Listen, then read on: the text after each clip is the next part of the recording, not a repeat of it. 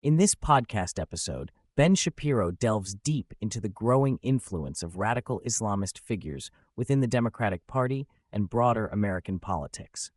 He discusses the nomination of Abdul El-Sayed for the U.S. Senate in Michigan, explores the contentious alliances between Islamists and left-wing political groups, and investigates the implications of these developments for the future of the United States. The episode also covers the Democratic Party's reaction to investigations into the Muslim Brotherhood, the echoing patterns found in European politics, and highlights a new film tackling radical Islamism.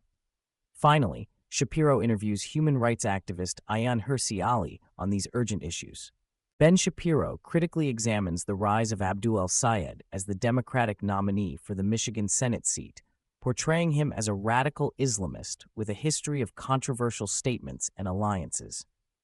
El-Sayed's remarks on events such as the attempted attack on a Jewish preschool in Dearborn and his moral equivalence between Israeli military actions and Hamas terrorism are presented as emblematic of his extremist stance. Shapiro highlights El-Sayed's strategy of consolidating votes primarily in Muslim-majority enclaves like Dearborn, pointing out that support among black and poor voters was notably weak. El-Sayed's prior tweets praising anti-police narratives, calling for defunding law enforcement, and framing racism as a public health issue contribute to Shapiro's depiction of him as a figure aligned with radical left-wing and Islamist ideologies. A major theme is the so-called Red-Green Alliance, the collaboration between radical Islamists, green, and socialist or communist entities, red. Shapiro describes this alliance as grounded in mutual hostility to the West, capitalism, and democratic governance.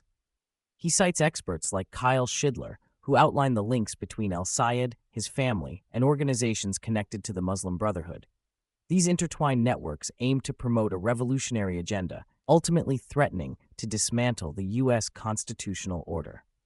Shapiro underscores how the Democratic Party is increasingly willing to accommodate this coalition for political gain, despite the inherent dangers. Shapiro argues that the Democratic Party actively embraces extremist elements within its new political coalition, elevating figures like El-Sayed, Rashida Tlaib, and Ilhan Omar, while pushing out moderates like Senator John Fetterman, who refuse to support radical viewpoints. He illustrates this point through Democratic responses that downplay or excuse the extremism associated with such candidates. The episode highlights wealthy elites and Muslim voters as crucial bases for El-Sayed's success, while noting his attempts at code-switching rhetoric to appeal to mainstream voters. However, Shapiro remains skeptical of these overtures, particularly when juxtaposed with El-Sayed's past radical statements. Shapiro identifies resistance to this trajectory from within the Democratic Party, using John Fetterman as an example of a lawmaker who openly refuses to collaborate with candidates perceived as sympathetic to terrorism or anti-American views. He also notes criticism from commentators like Jon Stewart and Bernie Sanders, who advocate for maintaining political coalitions even with problematic figures, framing such stances as emblematic of the party's determination to retain power at any cost. On the Republican side, figures like President Trump view El-Sayed's nomination as a significant vulnerability for Democrats in Michigan. The podcast covers the Senate Judiciary Committee's hearing on the Muslim Brotherhood's influence in America, which Democrats reportedly boycotted out of fear the hearing would become Islamophobic. Shapiro traces the Mohammed Brotherhood's global bans and terrorist designations, linking it to numerous U.S.-based organizations such as the Council on American Islamic Relations, KR, the Muslim American Society, and others with documented Brotherhood ties. He outlines the Brotherhood's long-term strategy to Islamize Western societies through social engineering, focusing on individual conversions that eventually reshape families, communities, and states. The Democrats' refusal to confront this threat head-on is portrayed as a tacit alliance with Islamist agendas. Shapiro references the broader cultural ramifications of Islamist infiltration, criticizing Hollywood for its long-standing neglect of portraying radical Islamism authentically and consistently as a threat. In response, DailyWire is releasing a new film depicting this menace realistically and unapologetically, aiming to challenge the mainstream media's reluctance to tackle Islamic extremism. This creative endeavor reflects the urgency of confronting Islamist terrorism and its ideological networks. The episode features an in-depth conversation with Ayaan Hirsi Ali, a Somali-born human rights advocate and critic of Islamism. She discusses how various Western center-left parties, including the U.S. Democrats, have courted organized Muslim voting blocs as a short-term electoral strategy, only to face infiltration and transformation by Islamist forces. Hirsi Ali emphasizes the distinction between Islam as a faith and Islamism as a politically driven ideology seeking global Islamic governance. She explains the Brotherhood's century-long movement since the fall of the Ottoman Caliphate to revive Islamic rule globally, and explains the role of immigration and institutional freedoms in facilitating their infrastructure in the West. Hirsi Ali expresses alarm at enclaves like Hamtramck, Michigan, where Islamist governance has become a reality.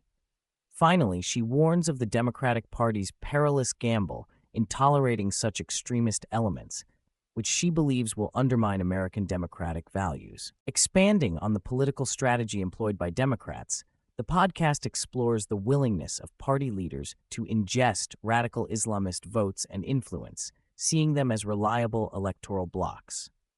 Shapiro and his guest argue that the leadership is aware of the ideological radicalism they tolerate, but mistakenly believes they can control and moderate these forces. The evidence from local governments and candidates contradicts this assumption, showing increasing Islamist assertiveness within democratic coalitions. Throughout the episode, Shapiro portrays the convergence of radical Islamism and far-left ideologies as an existential threat to America's way of life.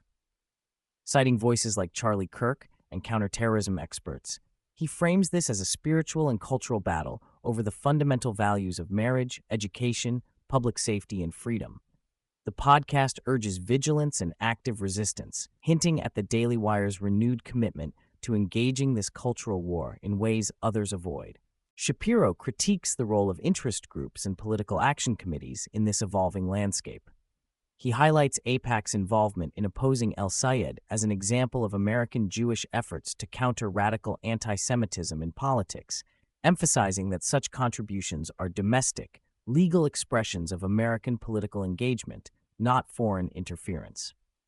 Conversely, Shapiro criticizes some Jewish Democrats and political operatives for downplaying or excusing anti-Semitic or Islamist behavior within their own party's ranks. The podcast touches on the phenomenon of code switching in candidates like El-Sayed, who present moderate, inclusive rhetoric for general audiences while maintaining radical views in insular campaign settings. Shapiro views this duplicity as a deliberate tactic to mask extremist intentions and broaden political appeal. The Democratic elite's acceptance of such behavior is framed as cynical calculation, risking the party's integrity and America's security. In a brief aside, Shapiro discusses the significance of protecting privacy online in the digital age, promoting tools like ExpressVPN as essential for maintaining freedom and security amidst widespread surveillance and data commercialization. This segment ties into broader themes of defending fundamental liberties from both ideological and technological encroachments. Reaffirming their cultural mission, DailyWire announces the release of Run, Hide, Fight Infidels, a major film confronting Islamist terrorism directly. Shapiro presents it as a much-needed counter to Hollywood's avoidance of genuine depictions of radical Islam. The film is cast as a bold statement of American resilience and refusal to apologize for standing against Islamist extremism. Drawing comparisons to Europe, Shapiro and Ayaan Hirsi Ali discuss how similar dynamics of Islamist infiltration and political accommodation have unfolded overseas, particularly within center-left parties such as the British Labour Party under Jeremy Corbyn.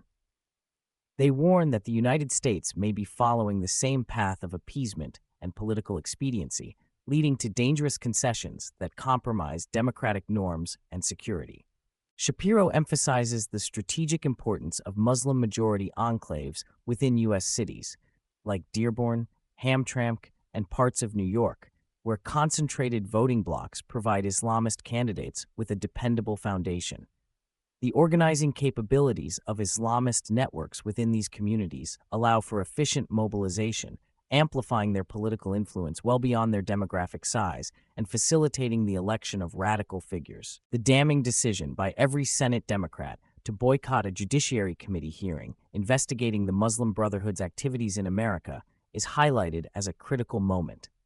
Shapiro portrays this as blatant evasion of confronting militant Islamic influence for fear of being labeled Islamophobic, reflecting broader party unwillingness to seriously address this security threat.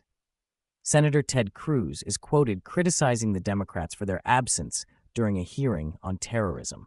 Connecting Islamist influences with the Democratic Socialists of America, the podcast asserts their shared revolutionary objectives and mutual antipathy toward American institutions. The Islamo-Maoist label is used to describe the fusion of these extremist currents within the Democratic Party, emphasizing the shared goal of overturning established American governance. Ben Shapiro underscores the seriousness of the situation, warning that failure to recognize and respond to the intertwined threats of radical Islamism and far-left radicalism will have severe consequences.